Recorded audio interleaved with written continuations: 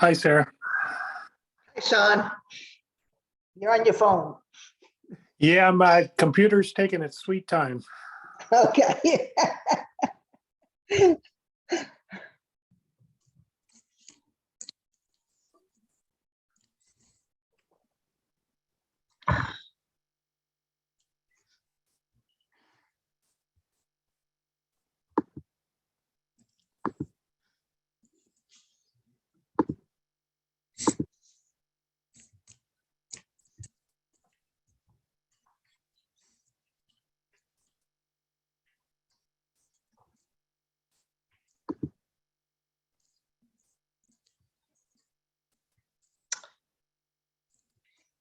It is 7 o'clock on April 13th, and I will call the continued public hearing of the 40B application of Jeffrey Engler of SLV School Street LLC to be known as Sanctuary at Manchester by the Sea for a comprehensive permit under Mass General Laws, Chapter 40B, Sections 20 to 23, to construct a 136-unit apartment complex for which the Manchester Housing Finance Agency issued a project eligibility decision on September 16, 2021 at School Street, Assessor's Map number 43, lot number 18, filed with the town clerk on September 27, 2021. I am Sarah Malish, the chair of the Zoning Board of Appeals. I have with me tonight Catherine Howe, John Benares, Brian Salasi, James Mitchell, and Sean Zahn. Jim Dietrich is out of town with bad internet connection, so he will not be joining us tonight. So in accordance with the agenda, we will start with the engineering peer review. I think Matt Code or Cody, I get the name wrong every time, is on the. Yep, it's Cody. That's okay. Cody, okay. Sorry.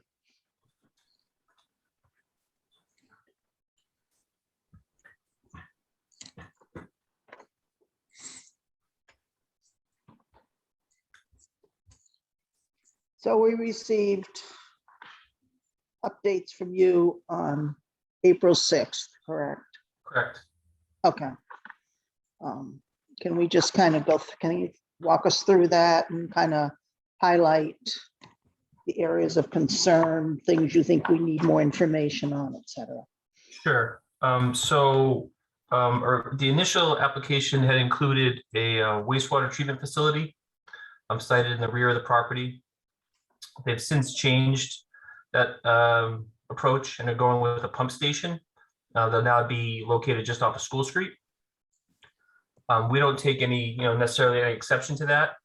The only thing to bring to the board's attention is that pump station will require some waivers now for underground storage of having like underground tanks within that district.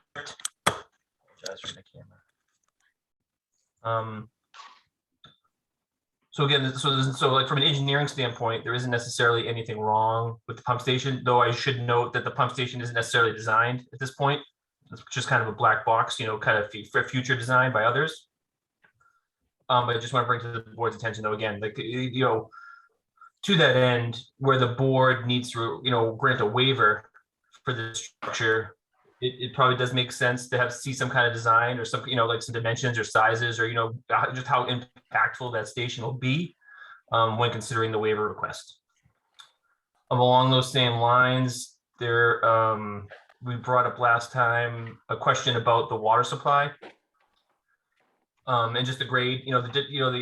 So water and sewer both need to come from the other side of the highway. So they're extending like long dead ends to this site. And there is quite an elevation change between School Street and where, the finished floor of the proposed facility. So again, the applicant has kind of come back and saying there'll be a booster station that'll, increase the pressure to kind of get up the hill and make up for any pressure losses or differences they're going to have. But again, having that ancillary structure within the roadway setbacks is going to require a waiver from the board. Again, it's just, it's not fully designed. It's just kind of conceptual at this point. But again, to my previous point, if the board's going to grant a waiver, we'd like to see a little more information on that. Again, sizes, dimensions, how impactful that structure will be, when considering the waiver request before the board. I did speak with Chuck Dam, who is the DPW director, about these, about both water and sewer. He also shares kind of the same, there's not necessarily anything wrong with them, but he is also going to want to see, a more detailed design. He's going to have to review and approve them. He's going to want to see some capacity analyses, which we would agree with. Just because they can get the sewer, to like the existing, sewer south of the highway, that doesn't necessarily mean that sewer has capacity for all this new flow. And same with the water, it might require some upgrades to the system. Chuck mentioned that there's like some 6-inch pipe that they might be connecting into, which is typically small. You typically wouldn't see anything less than an 8-inch. And for a facility the size, it might even be 10-inch. So again, again, none of this has been figured out. None of this has been designed. But we're gonna, you're gonna want to see that at some point. But conceptually, what they're proposing, there isn't anything wrong with it. It's just going to need some more design detail. So that's something that we would recommend that the board condition. And obviously, as they get into a building permit, those things would be figured out. Another issue. So originally, we had questioned, the amount of impervious area on the site. The applicant has come back and kind of revised those calculations to get within, not necessarily requesting a waiver that they were before. But again, I believe the board is seeking, or at least looking for some information on a sidewalk, along the driveway up to the facility. We reviewed that sidewalk and conceptually, again, have no concerns with it. But the impervious area created by that sidewalk potentially pushes them, over that threshold for the impervious area, and then it would push them back into that waiver category. So again, something for the board to consider when, if that sidewalk is something you want to see, it's going to require a waiver of the applicant based on the additional impervious area that's going to be added.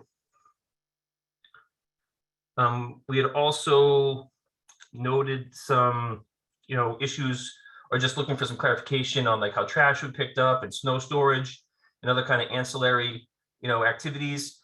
Those comments have all been addressed, at least to our satisfaction. We're comfortable with what they're proposing.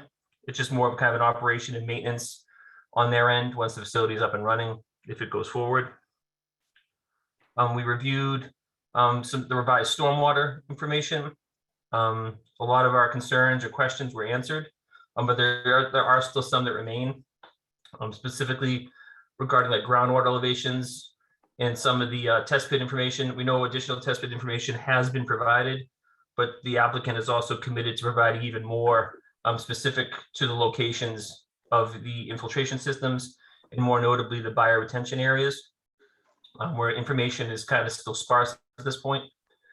At least from a conceptual stage, a lot of the test pits they didn't hit groundwater.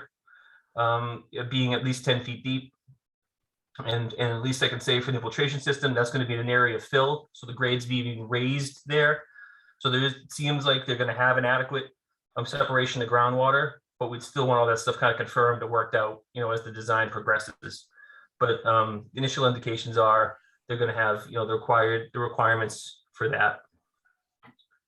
And I guess finally, the geotechnical report that was done by Northeast Geotechnical had requested some, additional information from a geotechnical standpoint regarding like foundations and retaining walls and, the information that would be needed to progress that design. It doesn't seem like any of that's been provided. We understand that.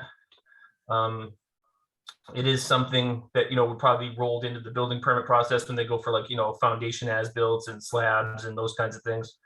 But just to note to the board that those concerns brought up by Northeast Geotechnical don't appear to be addressed at this point. But if there's anything more specific that the board would like to talk about. I guess I have two questions for you. Sure.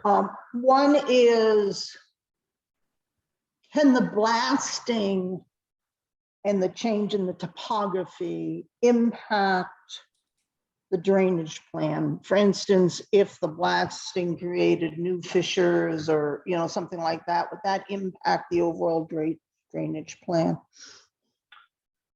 Not in my opinion. Again, where they're putting the major infiltration system in the rear of the property is going to be an area of fill.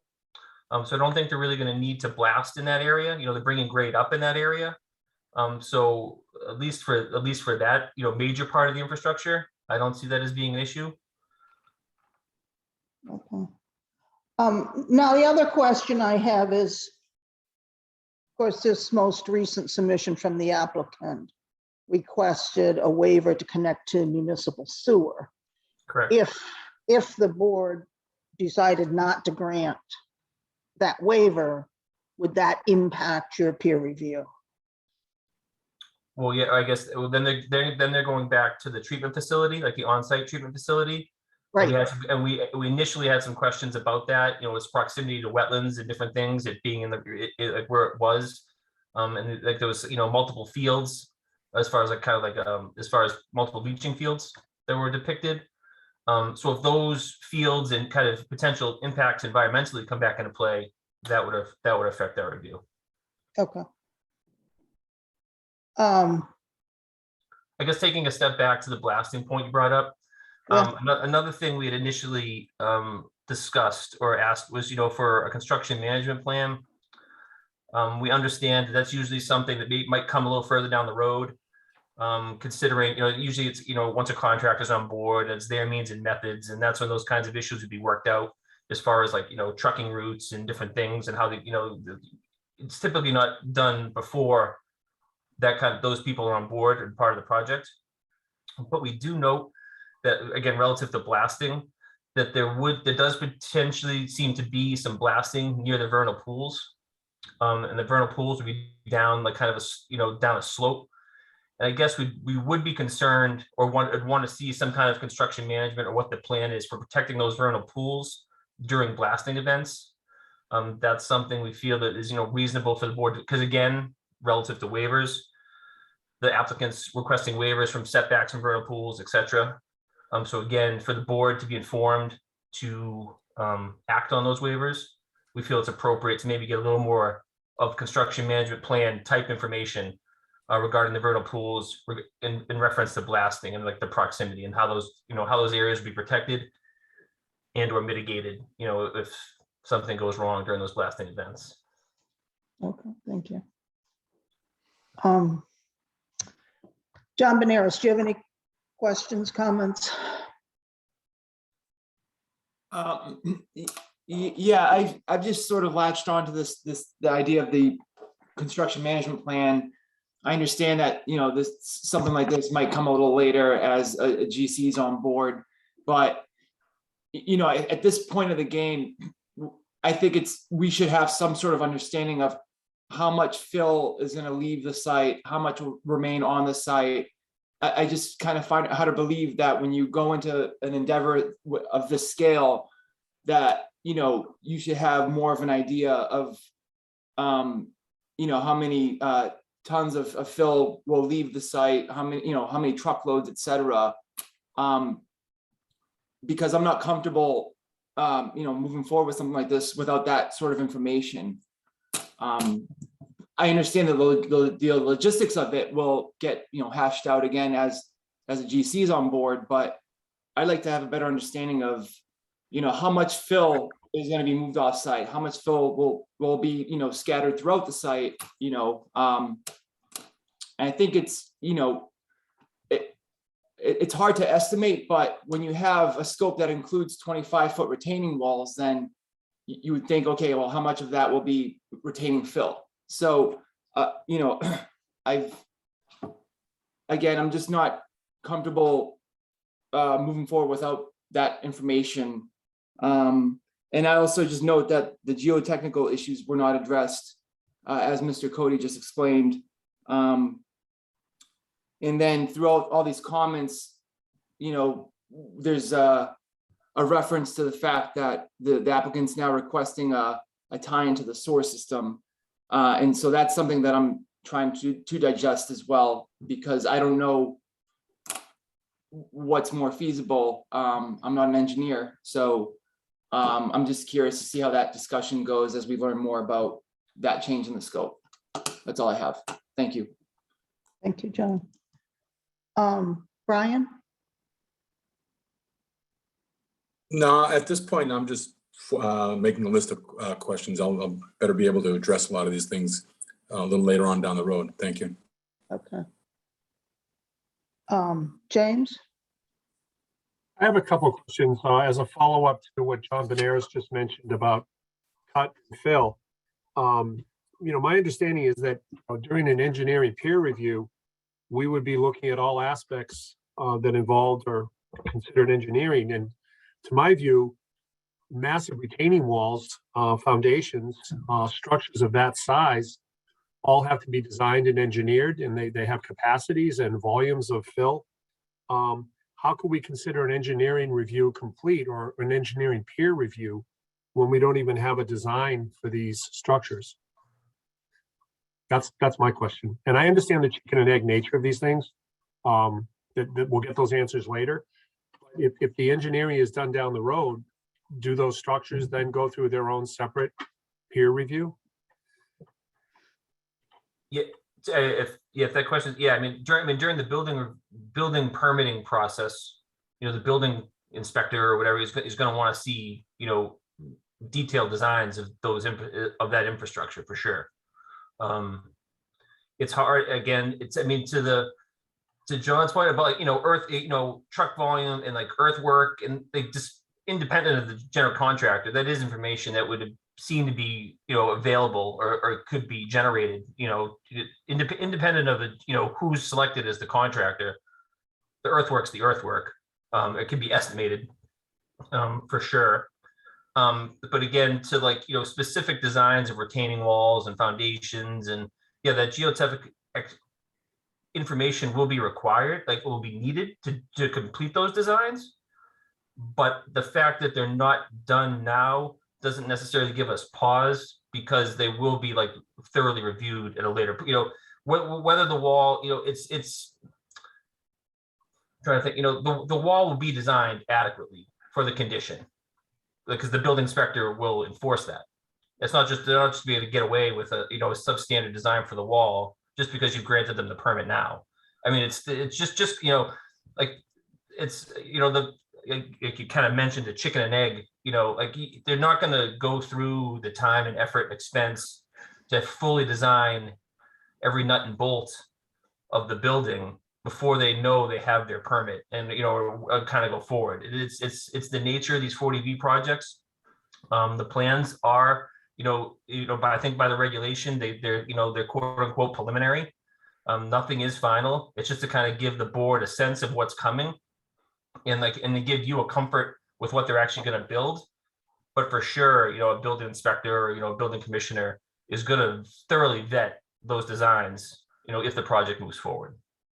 And I guess, and again, understanding that there's a chicken and egg nature to this conversation, it seems that we are getting the benefit of peer reviews for traffic, for conservation, environmental. And it just seems like this is one thing that's of critical nature that we will not, even though it meets the code and the building inspector will oversee that it's enforced, we're not getting the benefit of a peer review on that design. Like I said, we have Northeast Geotechnical on board. It's just the the information to date hasn't been provided. If that's if that's the board's how they want to proceed. But I guess I would say it isn't atypical for that information to not be provided at this point, if that makes sense. Okay, thank you. Can I just chime in? The thing that gives me the greatest concern is that this is a site that doesn't have a lot of slack, meaning that this building is being designed to fit perfectly within these parameters. And so if we approve this thing and then, during this, when during the engineering and design phase, as things are being, finalized, if the building needs to move or the driveway needs to move or anything needs to, shift around because of issues underground or whatever, then it's going to have an impact on its surrounding environment. It's not like we have just acres of surrounding land where we can just shift things around. I mean, the way it's designed now, it fits, you know, it's very tight. And, you know, every consultant has mentioned that, you know, in their reviews and then when they discuss this. So that's why I get concerned about this type of stuff. Madam Chair, can I speak just for 1 sec to maybe put a few concerns at ease? Just Yes, real Mr. quick. Engel. Sure. For the record, Jeff Engler from SLV School Street, representing the applicant. We can endeavor to provide a preliminary cut and fill analysis. I'm not sure what the board's concern is because the cut and fill analysis will be what it's going to be. We are trying to balance the site as much as possible, meaning whatever fill we need, we're taking from the areas that we're cutting on site. I couldn't say exactly what that will be, but it's not like all the cut of the excavation is leaving the site because we do need a substantial amount of fill. So we can provide without a general contractor. Mr. Cody's correct. You know, we can provide a high level overview, but the cut and fill is going to be what the cut and fill is. Also, I would respectfully just disagree with Mr. Benares a little bit in that converting to the tying into the municipal sewer. In fact, we now have a lot of slack in the plateau. We may not have much slack relative to the location of the roadway, but we could shift this footprint if we wanted. I know Mr. Bomer indicated otherwise during his peer review, but in fairness to him, I don't think he had the full information. But I've talked to my team about that. And if we needed to shift the building slightly forward, slightly back, to the left, to the right, we could do that. We don't think we'll need to, but this notion that the building has no slack or cannot move, that's not accurate. So I just wanted to address those few points right now. And, you know, we can speak more globally to the Beals and Thomas's peer review when Mr. Cody's concluded. Thank you. Thank you. Sean, do you have any questions?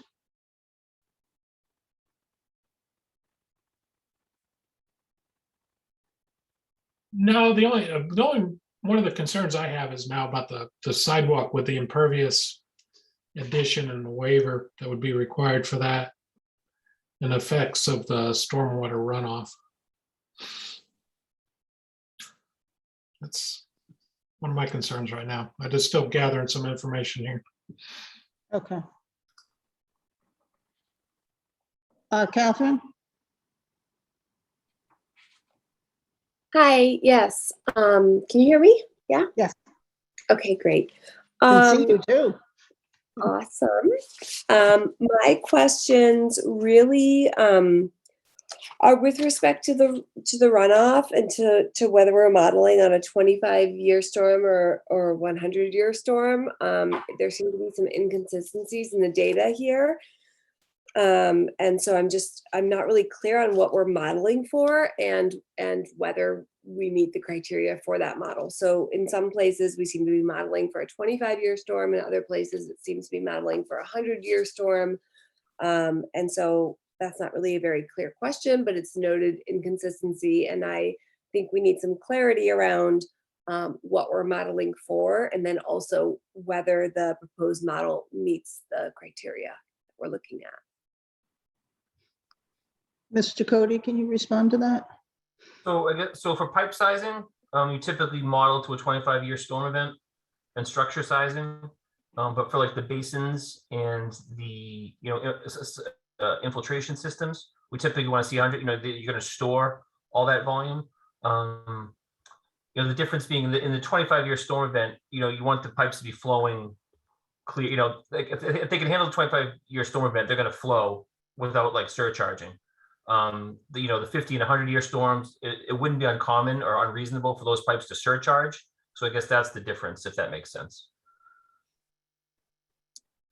And like I said, we do have some questions on the modeling. We do still have some questions on the stormwater, but overall, it seems like they're headed in the right direction, and they have conceptually a feasible design.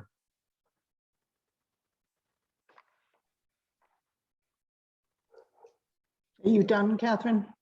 Well, I was just going to ask a question. I mean, so we're talking about runoff and the modeling, and I'm wondering if there's a significant impact environmentally from the runoff, if we, what the difference is between a 25-year modeling and a 100-year modeling when you're looking at the environmental impact of the runoff. There really shouldn't be any, because I mean, if the system has the capacity for the 100-year storm, as far as from a volume standpoint, it's going to have the volume for the 25-year storm. And at a 100-year storm, we'd want to see like very little discharge from the system. So are you telling me it does currently have the capacity for a 100-year storm? I believe I'd have to double check, but I believe so. I believe the modeling shows they do. It's designed for a 100-year storm. Okay, thank you. From a volume perspective. Right, thank you. Sure. I'll now open it up to the public. Oh, It's coming. Madam Chair, can I just make a comment before we go to the public, just so I'm clear? Mr. Cody issued the letter on April 6th. I think it's our intention to provide one more volley back to him relative to some of his outstanding questions and issues, and to the extent, we can provide some additional data. So that's, I just want to make sure that that's consistent with Mr. Cody's expectations, as well as the board's expectations, specifically I mean, because we have two Beals and Thomas activities going on. We got the, site and civil and, geotech, and then we got environmental over here. So the April 6th letter is site civil, and we'll be responding to that and volleying it back to Mr. Cody for, another review, hopefully narrowing the list of outstanding items, just like we did with environmental partners. So that's our plan. Hopefully that's consistent with your expectations. Yeah, so I think my hope is that we'll be able to close out the public comment on engineering by the May 25th meeting. That's what I'm kind of thinking in my head. Okay. Okay, that's what we're aiming for. Zoom is showing a Diane Rodier. Would you please state your name and address, please?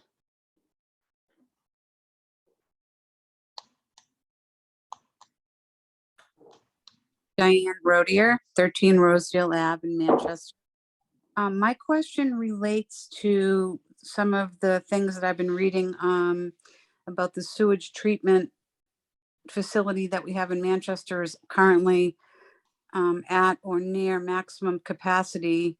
So does the project, are they building their own treatment facility? Because this is like, if they're not, it's kind of a moot point, because our town sewer will never handle that. That's my question. Yeah, thank you, Diane. The original project was to have an on-site treatment facility. At the last response, they came back and asked to connect to the municipal sewer, and we will be discussing that on April 27th. Okay, And we'll thank you. take public comment at that point in time on the sewer. Thank you. Thanks. Daniel Hill. Yeah, good evening, members of the board. For the record, my name is Dan Hill. I'm a land use attorney, and I represent the Manchester Essex Conservation Trust. I have a few questions and a few comments, and I also wanted to introduce tonight two of our experts that have been hired by the Manchester Essex Conservation Trust, Scott Horsley, a hydrologist, and John Chesia, a civil engineer. We have submitted comment letters from both individuals this afternoon. Certainly don't expect anyone to have read them by now, but we want to put our concerns on the record. And I wanted to, if I could, Madam Chair, just first ask a question to the chair, because I was kind of puzzled by, frankly, several of the comments that were just made by Mr. Cody, because they're really inconsistent with our own review of the plans. And one comment he made was that that groundwater was encountered in most of the test pits that were dug on the site. Did I hear that correctly? No, no groundwater was detected in most of them. Oh, I'm sorry. Okay, that's consistent with what we saw as well. And with respect to the sewer and water issues, Mr. Cody had, made a comment that there didn't seem to be a problem with capacity, and certainly that they would have to prove capacity at some later date. And I wanted to just raise an alarm about that comment, as well as what seems to be several comments that were made in the peer review letters suggesting that a lot of these substantive issues can be deferred until a later date. The law is very clear that the zoning board may not defer judgment on issues of substance to after the permit's been issued. They cannot put conditions on the permit that would require the applicant to go through an additional review and approval process. If the board wants to ensure that certain things are addressed, such as sewer capacity or construction management planning, those type of issues have to be addressed during the public hearing and reviewed during the hearing. The Housing Appeals Committee is crystal clear on this point. It has issued several decisions on this issue, most recently in March of 2021, when it released, I think, 5 or 6 decisions on the same day. And virtually all of those decisions, the committee held unequivocally that boards could not impose what's called conditions subsequent, meaning conditions that require the developer to come back before a board and seek approval of something like a construction management plan or sewer capacity. So I think that may differ from the practice of planning boards and perhaps zoning boards in normal course, but under Chapter 40B, that just can't happen. So I want to stress the importance of making sure we vet all of these issues now during this public hearing process in the limited amount of time that we have within the 180-day deadline. And for that reason, I've articulated this before, and I will again tonight, even though I know sewer is on the agenda for the next meeting. It's critical that the applicant provide a sewer capacity analysis that includes capacity availability in the pipes, as well as the actual treatment plant. And those questions have not even been addressed, let alone answered. The treatment plant, we've been told, has a permitted capacity of 670. Mr. Hill, I don't want to discuss sewer at all tonight. We're going to do that on April 27th. I'm sorry. It's a volatile issue, and I want to put it on. I have it on the agenda for April 27th. Okay. I just wanted to put everybody on notice that there's work that has to be done, and the sooner it gets started, the better. I don't want to wait until 2 weeks and make this point. So I'm sorry, but I felt it's very important to get that out there. With respect to drainage, which is the topic du jour, Mr. Chesia is going to, Mr. Horsley is going to comment on the adequacy of the test pits. And Mr. Chesia has a list of about 40 deficiencies that he's flagged on the stormwater design, which obviously is a little bit different from what we heard just now from the peer review.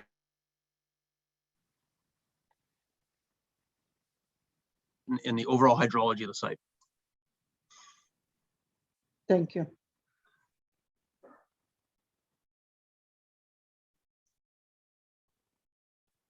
Scott, are you there? I am. Should I proceed? Yep. Go ahead, Mr. Horsel. Thank you. For the record, my name is Scott Horsley. I am a hydrologist, and just by way of introduction, I have more than 30 years experience working primarily nationally for the U.S. Environmental Protection Agency, worked for many state governments, many municipalities, have worked for developers as well. Pine Hills is my long-term developer client that I'm happy to share details on later. As well as I'm an adjunct professor at Tufts and Harvard, and I serve on multiple advisory committees for the Mass Department of Environmental Protection. So what I'd like to do, I did submit a letter, as Attorney Hill mentioned, and I would just briefly like to touch on 3 points, if I may, and I won't take much of your time. But As we all know, the test pits were just recently made available, despite the fact that they were done quite some time ago. I've looked at those test pits, and as has already been indicated tonight, only 4 of the 29 test pits encountered groundwater. Now, there's a couple different ways to interpret that. One is the groundwater is deep and not an issue. That's not the way I interpret it, and I'll tell you why. And that's because groundwater fluctuates, groundwater levels fluctuate, and we're in glacial till, and glacial till, it fluctuates a lot, by a matter of 10 feet or more seasonally. I did look at there's a network of so-called index wells that the U.S. Geological Survey monitors for the purpose of being able to determine whether or not a given test pit date is a high level, a medium level, or a low level.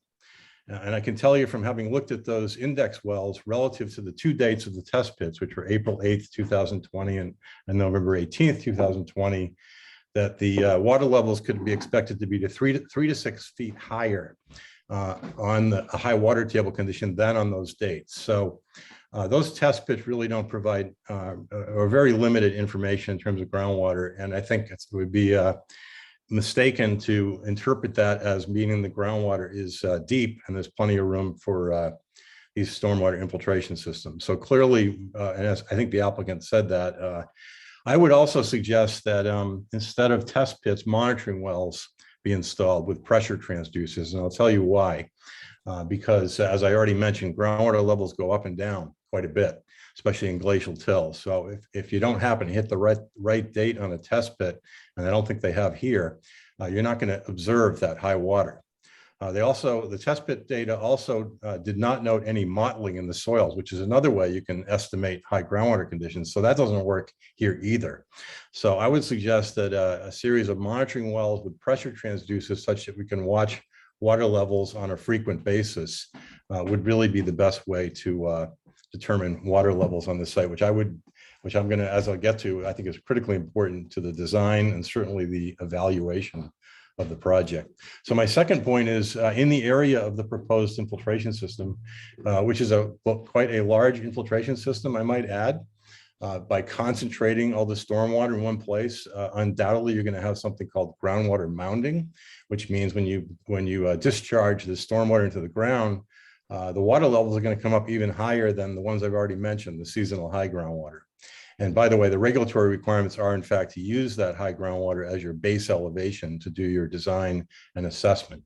So this project will need a groundwater mounding analysis to determine the effects of the what I would characterize as a large amount of stormwater. Hard to believe anybody would not characterize it as that, but we'll see. Certainly focused in one place here. And so a groundwater mounding analysis would be really a critical point to make here, or evaluation to make. And then my third and last point is, and I should have mentioned at the beginning, because this data was just made available recently, what I'm telling you tonight is, as I characterized in my letter, really a preliminary analysis. There's a lot to this plan, as has already been indicated. The site is complicated, shallow depth of bedrock, there's fractured flow through rock. There's, I think, high fluctuating water tables. There's a lot to look at here, a lot of wetlands. So my comments tonight are really just focused on these couple of things. But item number 3 really refers to what I'll call the interior wetland in the parcel. And I know they've provided other numbers and names, but I'll just characterize it as that. This interior wetland has a couple of vernal pools that show in it. And I've looked at the drainage analysis, and essentially what is happening here is that wetland and the vernal pools are highly dependent on ambient water levels and flow rates. That's why the wetland is there. And more specifically, that's why the vernal pool is able to be there. The proposed plan changes the drainage area to this wetland substantially. And I'll just refer to the numbers from the drainage report. Under existing basis, drainage area E4, E standing for existing, measures 100, I'll round off the numbers, 185,000 square feet.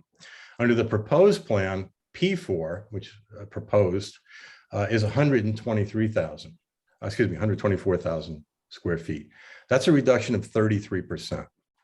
Now, that's just the drainage area. That doesn't get into the groundwater, although we can assume for at least preliminary purposes until more data is provided, which I presume they will provide, we can estimate the groundwater drainage to be coincident with the surface drainage. Therefore, a reduction of 33% of groundwater base flow to that wetland system is going to have a dramatic effect on water levels, flow rates, and habitat.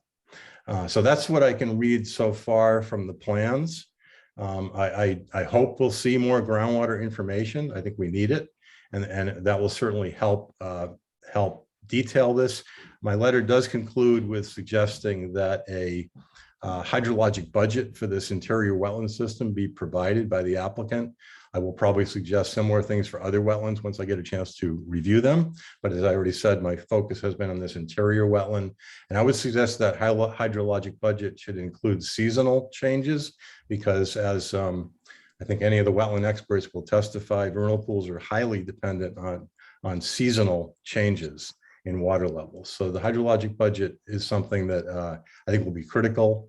As I said, the drainage plans indicate as much as a 33% change. That's significant. So that's my recommendation, that a detailed hydrologic budget be prepared for this wetland. And I'll stop there, Madam Chair, unless you have any questions. Thank you. Thank you.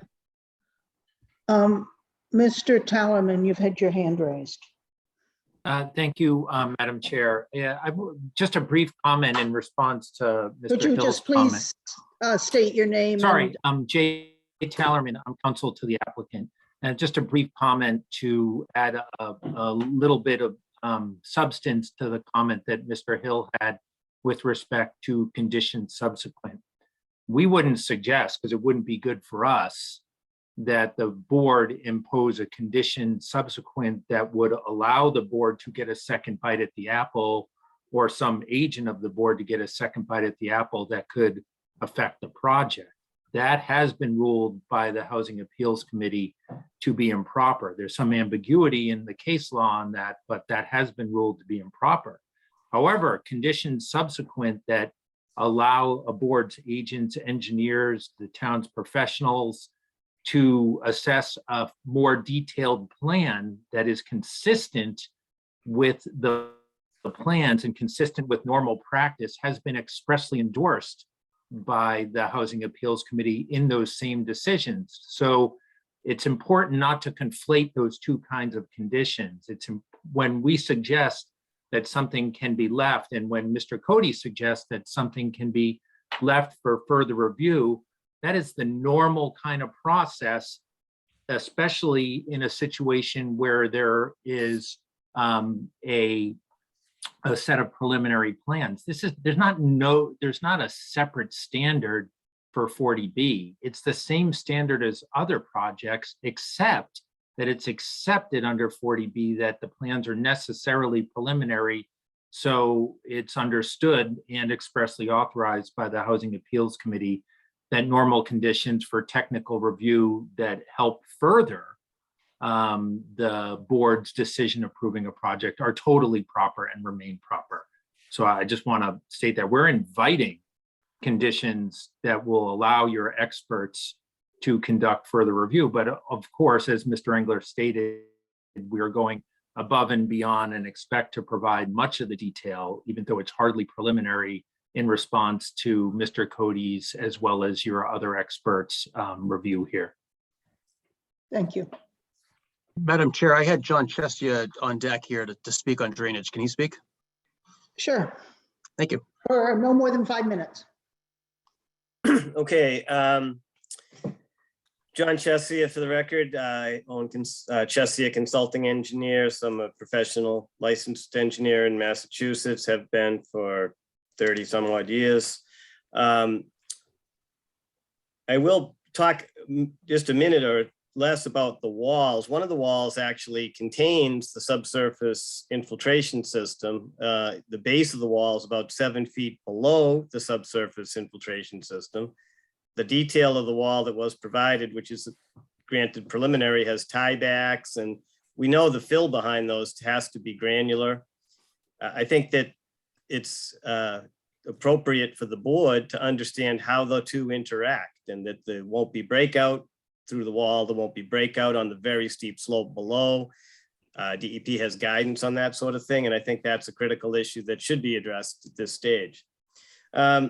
Relative to stormwater, I'll sort of go through the standards. Standard 1 is about outlets. The outlet from bioretention basin 1 is within 100 feet of a vernal pool, flat out, not allowed. It's within 5 to 10 feet of the wetland. It's on a very steep slope. It's inconsistent in the design detail and the plan, and that wouldn't comply, flat out, not a question. Standard 2, you are supposed to assess runoff to each vernal pool. They don't assess it to vernal pool A, which is sort of the one up high central to the site. The other ones kind of, but you need to do a water balance to them, and you need to assess that there's not an impact. So the runoff conditions under standard 2, there's a lot of comments I have in my letter. One of them, of course, is relative to the soil group. They say it's a hydrologic soil group D, and that likely is the case with this ledge outcrops, et cetera, but all of their testing, none of it is hydrologic soil group D. So you should adjust your runoff based on the soils you get. They're claiming a fast infiltration rate in the ground, yet they say that it has a surface condition of a D. It's just not consistent, it's not appropriate. Bioretention basins in the DEP handbook are not rate control structures, period. They're using it for rate control. The one of them that has theoretically has infiltration. The plans again aren't clear on this as far as the details go, but bioretention basin 1, the bottom of it is in ledge. It wouldn't have any infiltration in ledge. The bottom of the system where the stone is would be the infiltration surface. It's not going to give you 2 feet of separation, and or from ledge, it would be in the ledge. You'd have to blast it to build it. Doesn't comply. They also use, for bioretention system 2, they use an infiltration rate, but it's actually supposed to be just a treatment system. Again, it's not a rate control device, and it's the flow through the media is what they should use if they were going to use anything. Part of it's in the town right of way. Does the town want that in the right of way? They have the overflow spillway stone right in the right of way. It's part of the design. They have a pipe tying in to the middle of the road. They have permit for that. That's something the town does not have to grant, is my understanding. They need a license for that. I think that's not accurate. Recharge is the next standard, standard 3. So they did what a lot of people do. Here's the impervious area, here's the recharge. They neglect to include the hole that they're filling. There's a large hole that's in the sub areas that's, I believe, called E5. That's recharge that exists today that they're going to fill, and they don't even consider it. I think there's an issue there that should be addressed. Relative to the other standards, standard 4, that usually can be dealt with. I think there's some issues there, but those are minor.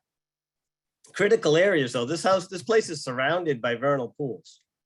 Read the details, read the requirements for doing work near a vernal pool. Water balance, wildlife habitat study, you got to prove you're not impacting the vernal pool. There's a lot of information that does seem to be lacking relative to those issues that should be addressed in the submittal. And I agree also that there should be a construction plan, and the board should understand how it's going to be built. This is a significant project. It's somewhat constrained by these vernal pools and the limit of work, and they need to show how they're going to do it. I think the walls are very high, not typical. I don't know that the building inspector sees a lot of walls of this nature. Terraced walls, 42 foot between the 3 of them. That's a significant wall. That's not something that most,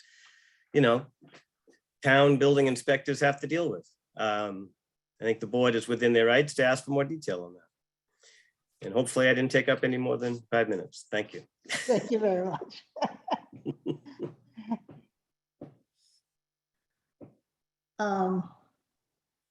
Any other members of the public?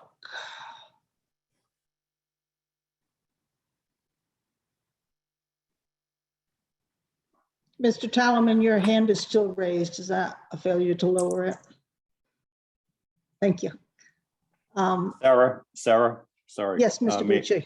Yes, good evening, Sarah and members of the board. George Pucci from KP Law.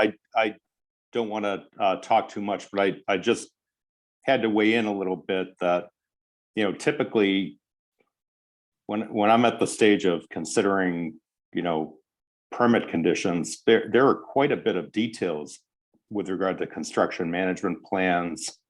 All of that is typically pages and pages often in the comprehensive permit decision. So a certain aspect of it may be subject to further review later on. Say you have a town engineer, building inspector, whatever the stages that you're at, pre-building permit, pre-occupancy permit. But in your comprehensive permit, there are typically quite a bit of details regarding construction management plan and the like. So I just wanted to note that to the board. I think I do want to weigh in at this point because we're only talking a couple of months left in the public hearing process. It would behoove the applicant, to kind of take stock into some of these comments that are being made and determine whether or not they really want to submit some additional information for the board. Because at some point, you're going to just have to deliberate on that information that's before you. And you've heard some pretty relevant commentary tonight on inadequacies so far that we've seen on these issues. So I just wanted to weigh in on that point. Well, Mr. Pucci, would you be more specific relative to, other than us not submitting a construction management plan where we've been deficient? I mean, I understand Mr. Cody's raised a couple things that we certainly are going to attempt to address, but I agree with you. Virtually every comprehensive permit has lots of conditions that are prerequisites to building permit, prerequisites to an occupancy permit, all construction related. So we have no issue with that. But to submit a construction management plan, which is what people keep referencing, it's just premature. I mean, it's not gonna be worth the paper it's printed on because the plans aren't defined, and you're not gonna get the attention of a sizable and credible general contractor to look at this based on where we are with the plans. So as we've said, we would be very comfortable as a prerequisite to getting a building permit, having to submit a construction management plan that satisfies the building inspector. But I mean, to ask for a construction management plan now, I respectfully disagree. I've been involved in many, many large projects that don't submit it during the comprehensive permit process. Sarah, I just want to caution, again, you've been doing a great job having people speak when spoken to or when asked to in turn. I'm not going to get into a back and forth with the applicant. But through you, Madam Chair, I'll just say, I'm not looking for a construction management plan, but we are looking for sufficient information that we would put conditions in the permit that are going to be required in that construction management plan. And that is, everybody keeps talking about what's common or uncommon or preliminary or not. The permits I've written have very detailed conditions concerning construction management and any issue like it.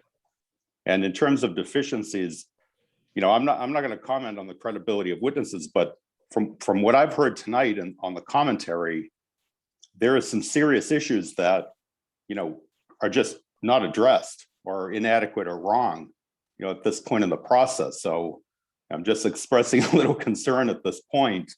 I heard just those experts that Attorney Hill presented are very credible experts. I've worked with them on other matters myself, and I've seen their work in other permitting matters. And there are some, serious deficiencies on just these issues that we're talking about tonight, without getting into what you've got scheduled for the next meeting. So I don't want to get into a back and forth, but there are going to have to be detailed conditions. And this is a very difficult site. So, even more detail is going to end up being required. So, the comments tonight speak for themselves, and the applicant can either take those seriously or not. Thank you. Madam Chair, I apologize for addressing Mr. Pucci directly and not through you. I won't let that happen again. I would just say, Madam Chair, our objective is to satisfy Beals and Thomas as your peer review expert who has extensive capability and credibility. We have more work to do that, additional detail.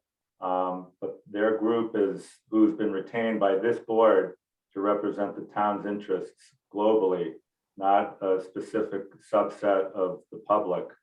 So we will do everything we can to make Beals and Thomas satisfied with our plans, just like we did with environmental partners on traffic. And that is our goal. So we will continue to work to achieving that goal. Thank you. Mr. Hill? Thank you, Madam Chair. Just one question or one comment on the retaining wall issue that was raised a little while ago. I think a comment was made that there's sort of a chicken and the egg issue here with do we make the developer design the retaining walls at this stage? Does that make sense? I wanted to just emphasize that as Mr. Chestia had noted in his letter, the issue is important here only because there is a massive infiltration system being proposed up against retaining walls. And so the issue is whether those retaining walls will have, whether it's viable, feasible to actually put these large retaining walls in a location where they will end up holding back water, which is not something we normally would want to see with a retaining wall. So that's why that comment was made. And then I just had a question on the issue of the water capacity. And I don't want to, if that's something you want to reserve for the next meeting, that's fine. But I just wanted to ask again, is there going to be a water capacity analysis performed by the applicant? If that's been done, is that going to be peer reviewed? Since that is a major component of this project, and it really goes to the heart of the viability of the project. We'll be touching base with DPW on that matter, in addition to the sewer, municipal sewer, to see what their sense is and what additional information they feel they might need. Okay. They know more about that than I do. Members of the board, any more questions? John, comments? No, I just took a lot of notes when Mr. Horsley and Jessia spoke. So it was all great information. I appreciate, hearing that from experts. So thank you. Yeah, and we received those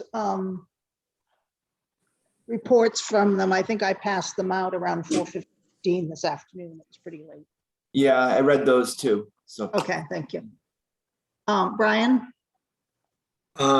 Yeah, I appreciate the work that the other consultants have done in conjunction with our peer reviewer as well. And I think that this town is fortunate that we've had the citizens come together and be able to afford us even more information than perhaps we wouldn't have had. And I'd like all those questions addressed, or all those points addressed as as an integral part of the peer review, if that's possible. Mr. Cody? Sarah, can I just weigh in on that from a legal perspective? Sure. I recommend against your peer reviewer trying to answer comments or questions from other consultants, because that really is, the peer reviewer is reviewing and commenting in their professional expertise on submissions of the applicant. So it's a fine, you get a little far, but that point is very well taken about the questions raised by the third-party consultants. Those are part of the record in this case. That's evidence. Their opinions are going to matter when the board deliberates. So it's going to really be up to the applicant. If the comments I heard sound credible, and it's going to be up to the applicant to either choose to contest them or give additional information or give a position on that, responding to those. If the board finds that those third-party consultants have raised valid issues that the board either wants to act on in terms of its decision-making process, or find that there were relevant questions that were left unanswered, the board will be totally within its right to rely on those third-party consultants in addition to its own peer review. Mr. Pucci, I guess I was not, the comment wasn't for Mr. Cody to review that. I wanted the applicant to take those questions seriously. He seemed to dismiss them and saying that he would deal with Beals and Thomas. I would like him to consider those comments as important as what Beals and Thomas are doing. That was my comment. Thank you. Yeah, I agree with that 100%. It'll be up to the applicant to, take those seriously or not. And you're raising the issues that, you found them to be very relevant. So, hopefully the applicant will be responsive to your concern. Madam Chair, can I respond to that? Yes, Mr. Engler. Yeah, we'll respond to it, okay? But the characterization, I mean, we have Bowler Engineering and Allen and Major representing us, two of the biggest and most credible, reputable engineering firms in the state of Massachusetts. Not to mention Beals and Thomas is one of the best in the state of Massachusetts, as is Mr. Cody.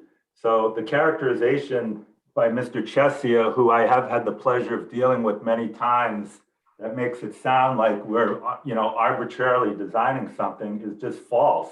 And we'll respond to it. But I hope the board recognizes who these experts, and I know Mr. Horsley and Mr. Chesia, and I have respect for them, but they clearly have an objective based on who's paying their bills. And to say otherwise is just not being truthful. And I hope the board recognizes that. With that said, we'll respond to them because the plan works. And we disagree with most of their observations, or some of them, and we'll provide additional information. But I go back to Beals and Thomas is the town's peer review consultant, who the town spent a lot of time and attention selecting, and it is our responsibility. Yes, did those peer review consultant, or did Mr. Chesia and Mr. Horsley submit something for the record? Yeah, they did.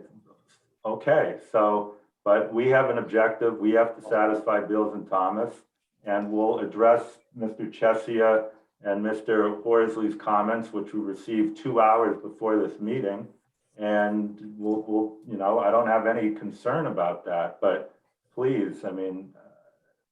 Thank you, Mr. Our Engler. team is quite capable.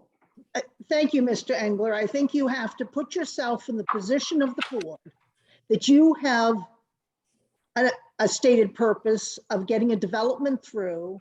We have other interests in town that have other concerns with respect to protecting the environment. This board needs to look at all of the information they receive from from all sources during a public hearing. And I respect that. that's the way we're going to operate. And so it's up to you whether you want to respond to the information presented in the public I hearing. appreciate that. Thank you, Madam Chair. Thank you. James Mitchell, do you have any more questions? Comments? I think that, sadly, the deeper we look, the more questions we have. I do hope that the applicant, Mr. Engler, is able to address all of the concerns, regardless of the source of those concerns. And I'm hopeful that he does, and we're satisfied. Thank you. Catherine? I think you had your hand up. I did for a second, and that was just basically to say what you were saying, Sarah, which is that, with all due respect, Mr. Engler has his own interests here. He is getting potentially some financial benefit from this. So I don't really think it's super fair of him to cast stones at experts that were hired to offer their professional opinions, because, clearly everybody has their own opinion here, and that's fine. And we weigh that against, we weigh the credibility against who they were hired by, and that's fine. That's what we do. That's our job. So that's my only comment here. But Thank you. Madam Chair, I would agree with that. Of course, I'm the developer. Whoa. Mr. Engler, we're not going to go back and forth on Okay, this. okay. Sorry. Sean Zahn, do you have any more questions or comments? I think everybody's pretty well covered my same feelings, so. Okay.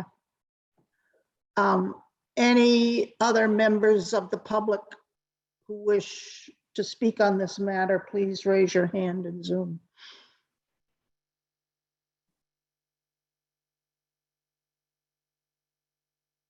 Or ask to be recognized if you're on a phone. Mr. Carvalho. Thank you, Madam Chair, and through the chair, Michael Carvalho, 2 Jersey Lane. I find it a bit insulting that folks would, Mr. Engler would take the position that he had. I'm echoing your comments. My concern here is that there are a number of issues that have been raised, and I appreciate the board looking at those issues carefully and thoughtfully the way I know that they will. But once again, Mr. Engler is finding himself in a position of insulting not only the board, but the citizens of this town. And I'll leave it at that. Thank you.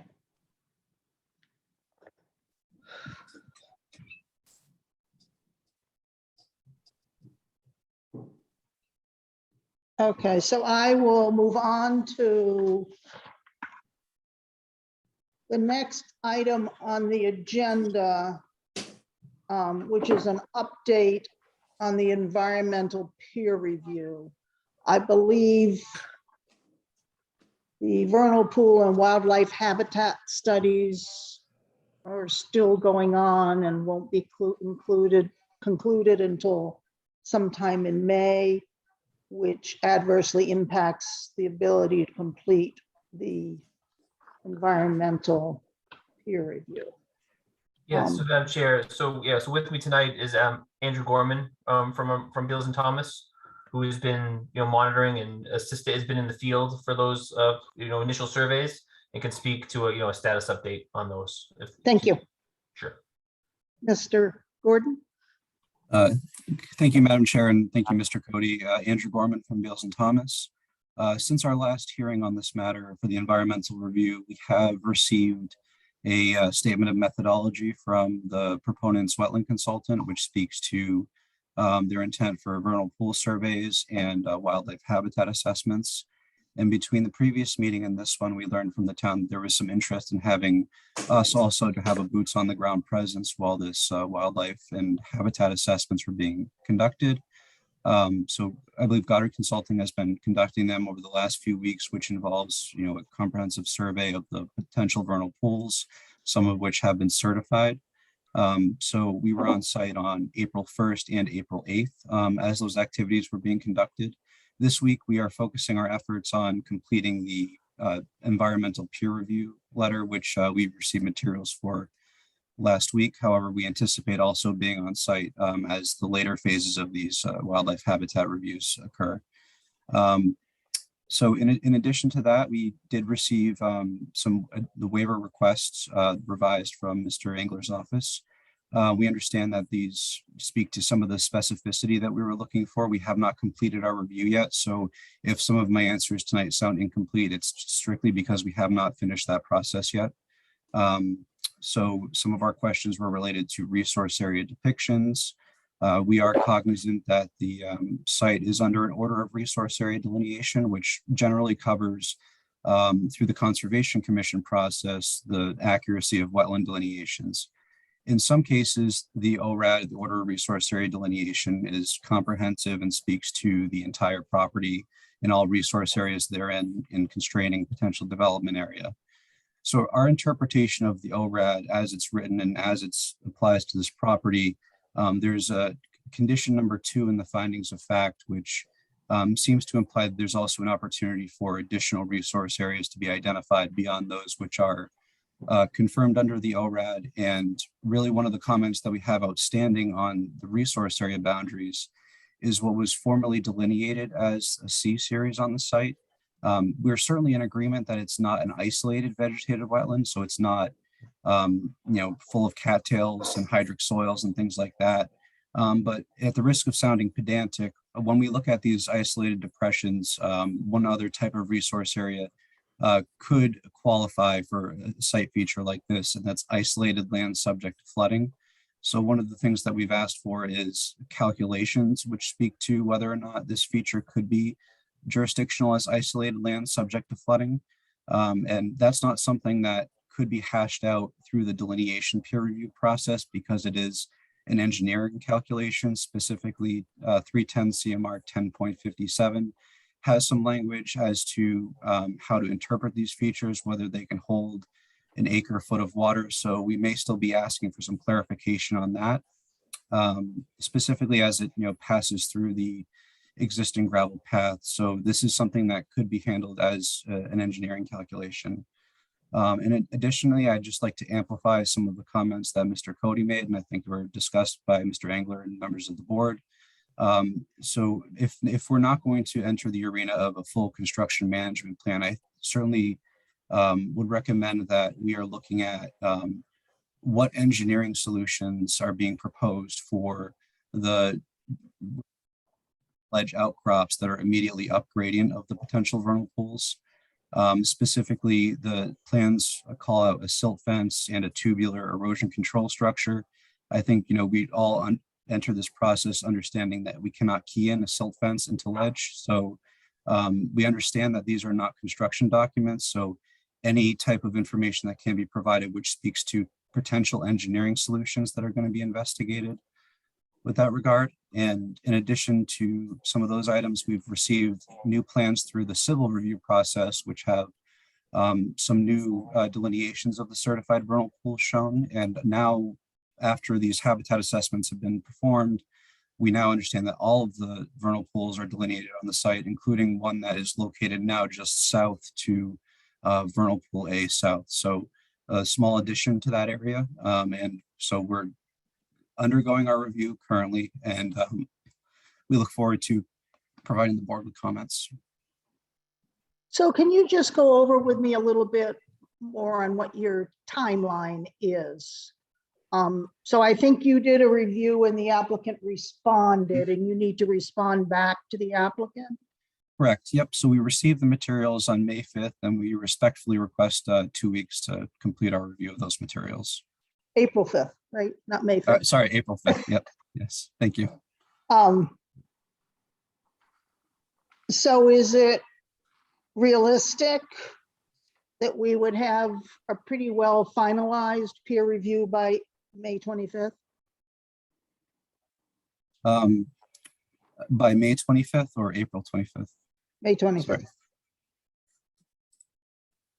So we intend to respond to the applicant's comments.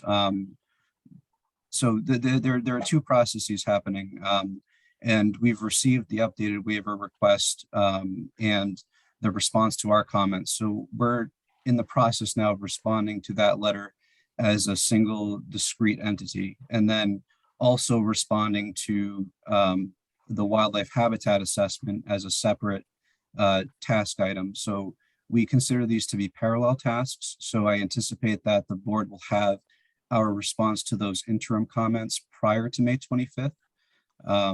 And I do believe we could feasibly have a review of the habitat assessment, which again, will be happening in parallel to our review of the waiver discussion by May 25th.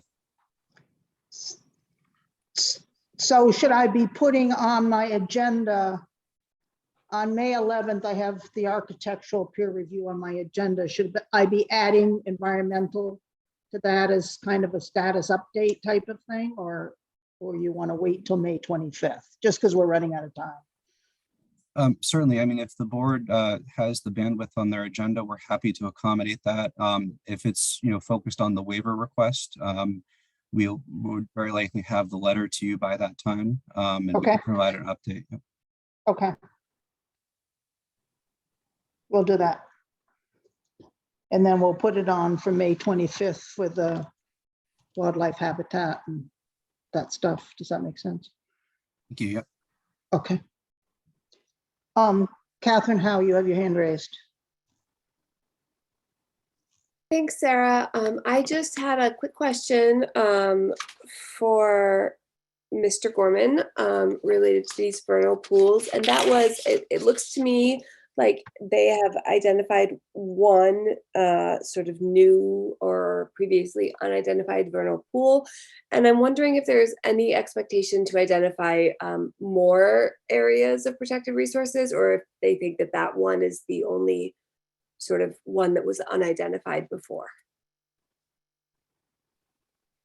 site is that this is the only one that was unidentified. And so just to take a step back, the Natural Heritage and Endangered Species Program has some dry season characteristics. So when we're not in the vernal pool season, things that we look for that may trigger us to go and check these areas, when we're in the breeding season. And the majority of the vernal pools on the site seem to meet those characteristics, whether they're confined basins. We have leaf staining, evidence of water elevations. This new one that was identified, there actually, although it was in the wetland, there wasn't a whole lot of leaf staining, and it happened to be, I think, the right time in the hydro period. And the purpose, I think, and one of the reasons why these studies are a great idea is it gives us the opportunity to review and capture these areas. But at this point, I'm not anticipating any changes. But thank you. Okay, thank you.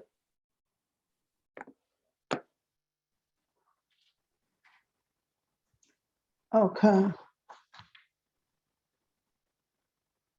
So at this point,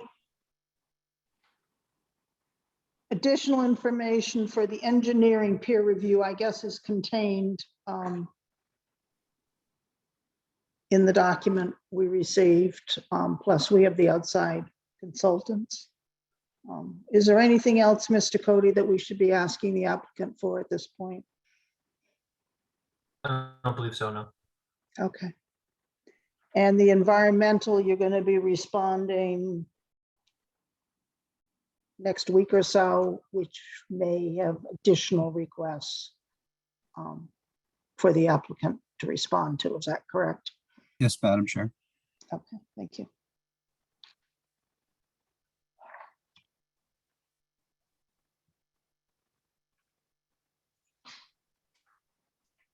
Okay, we're not in a position to really discuss the waivers yet. We're waiting for that. Is there anything else the board would like me to cover tonight?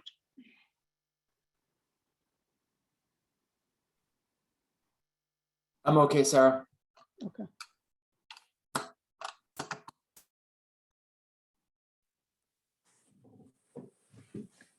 Mr. Hill, you have your hand raised? Yes, Madam Chair, may I ask a couple questions on the wetland peer review? Okay. I was a little unclear as to what the status was of the wildlife habitat assessment that Mr. Gorman was referring to. Has that been completed and then submitted to Mr. Gorman, or is that still underway and Mr. Gorman is waiting for that to be submitted? If I may, Madam Chair. Yes. So the wildlife habitat assessment, as we understand it in our conversations with Goddard Consulting, they are ongoing. The applicant, their proponent, has established things like trail cameras on the property that they're monitoring. One of the things that we've talked about in the field is, providing the board with sort of GIS maps that speak to, rationale, methodology, habitat corridors within, the area of disturbance versus the areas that are going to be preserved on site. And I believe, and I don't want to misspeak for Mr. Rosine or Mr. Goddard, I believe they're targeting the end of April or the beginning of May for the deliverable of that wildlife habitat assessment, after which we'll be conducting our review. And Madam Chair, on the question of the vernal pools that were on the site, and I know there's some certified vernal pools that are off-site, but Mr. Gorman, I think, said that there were vernal pools on site that are now certified. I've checked recently, or actually just now, with the Mass GIS map, and they're not showing up there yet. I'm just wondering, who was it that actually submitted these to Natural Heritage, and are we sure that they've actually certified them at this point? Mr. Gorman? Yep, if I may.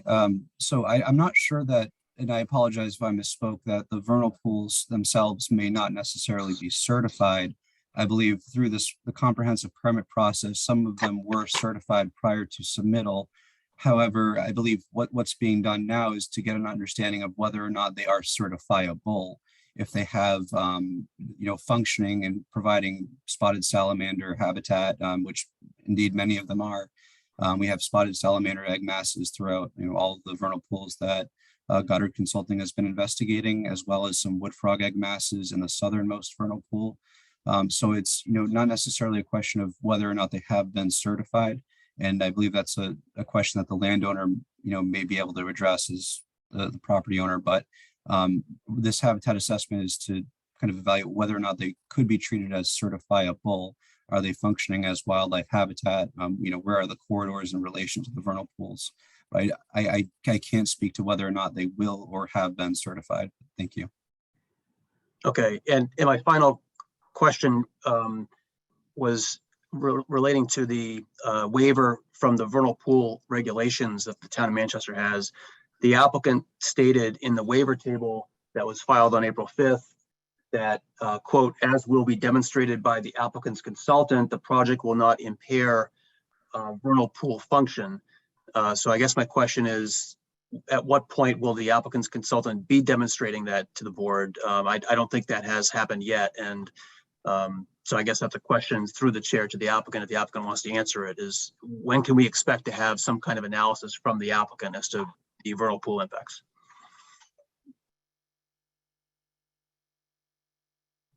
Mr. Gorman, do you have the answer to that, or should I ask Mr. Engler?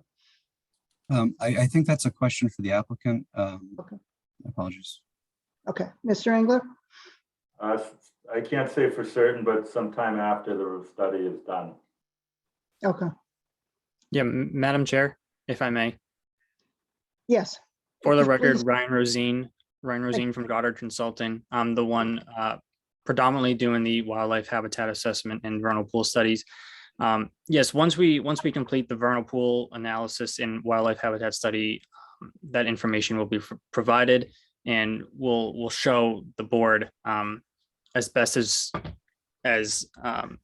the board will need to make a decision that the proposed project will not impair vernal pool function. So we will have that at the conclusion of our study, which will be in a few weeks. Great, thank you.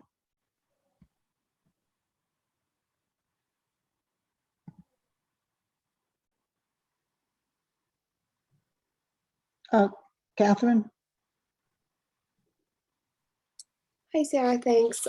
My question was related to, and if you want to defer this until we talk about sewers, that's fine, but my question was related to the recharge to groundwater and the recharge areas that they're destroying necessarily through the construction of this project, and then whether there were sufficient new recharge areas being created. It wasn't really clear to me from the peer review consultant's report whether the mitigation was sufficient to support the recharge areas they're destroying on top of the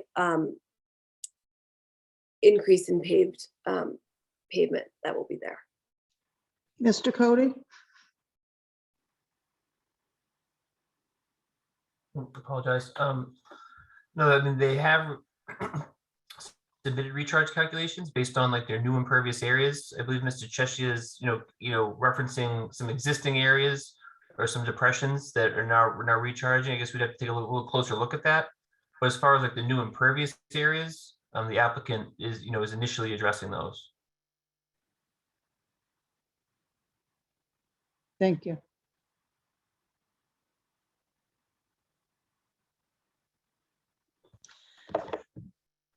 Sarah, can I ask a clarifying question through you, please? Yes.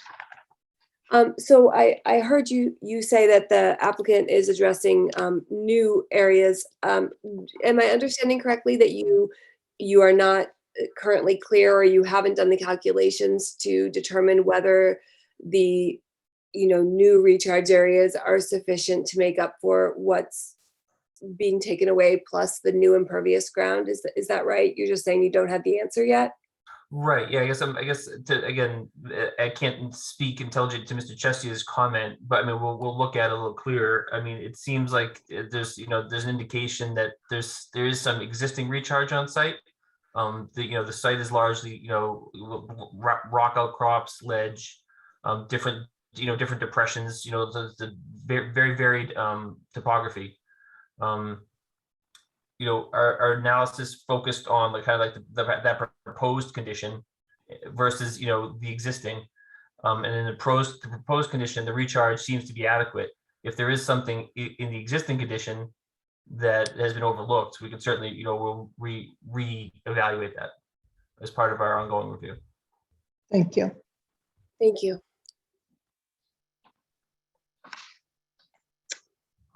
Okay. With that, we will talk about future meetings. So the next meeting, excuse me, Patrice Murphy, you have your hand raised? You need to unmute. Patrice Murphy, Executive Director for Manchester Essex Conservation Trust. I just wanted to ask a question with respect to the wildlife habitat assessment.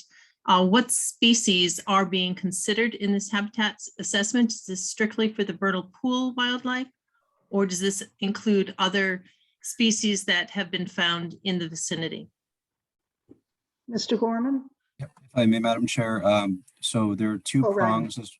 Oh, go ahead, Mr. Gorman. Okay. Oh, sorry. I'll also invite Ryan to speak on this as well, but I believe that there are two prongs to this wildlife study that's being conducted. One is specific to the vernal pools, but then Goddard Consulting has also proposed to conduct kind of a holistic wildlife habitat study based on Mass DEP standards, which we sometimes apply to resource area impacts, but this is being expanded to the entire locus. So I would invite Mr. Rosine. Thank you. Mr. Rosine, would you like to speak to it? Yes, thank you. Yeah, so with the wildlife habitat assessment, we're looking at all wildlife, not only the vernal pools, mammals, birds, anything that is found on site. And so that's the main reason why we've put up multiple trail cameras to capture what is using the site and where, and kind of get a direction of the locations they're going. So really, we're taking into account all wildlife, both on the proposed project site, the impact site, and throughout the rest of the area that's going to be undisturbed. Does that answer your question? Yes, thank you. Okay, thanks.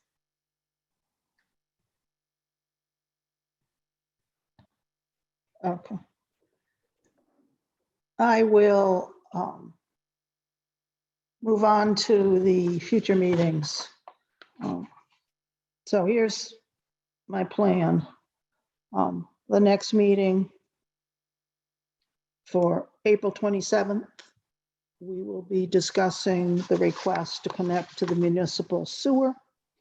We'll also talk about water supply issues to see if we can address some of those questions from a town standpoint. On Wednesday, May 11th, we'll be doing the architectural peer review again and the environmental waiver requests. And on May 25th, we'll do environmental and hopefully be able to close out engineering and architectural, as far as making sure we have all the information available. That makes sense to the board? Yep, okay. Then I will make a motion to continue the public hearing on the 40B application of Jeffrey Engler of SLV School Street LLC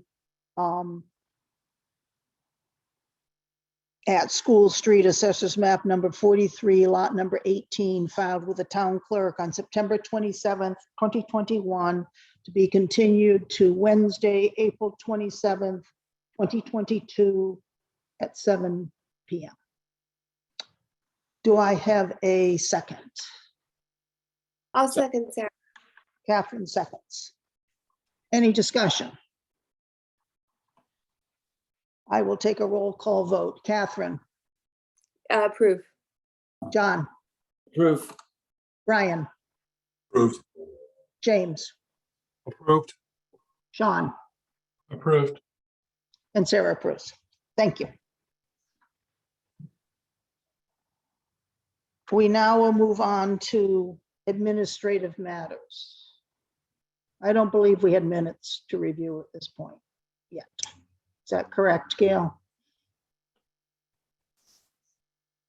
I forwarded the minutes, but they probably need to be reviewed. Okay. And then approved next meeting. They were Will do. forwarded though. Okay, yesterday or recently, yep. Beginning of the week. Is there any other matter that members of the board would like to raise that weren't anticipated by the chair? I'm okay. You okay? Yeah, I'm okay. Then I will go ahead and make a motion to adjourn the meeting. Do I have a second? I'll second it. Sean will second. Take a roll call vote. Catherine, Approve. John, Yes, approve. Ryan, Approved. James, Approved. Sean, Approved. and Sarah approved. Thank you very much. Thank you. Have a good night. All right, everybody have a good night. Good night. Thank you.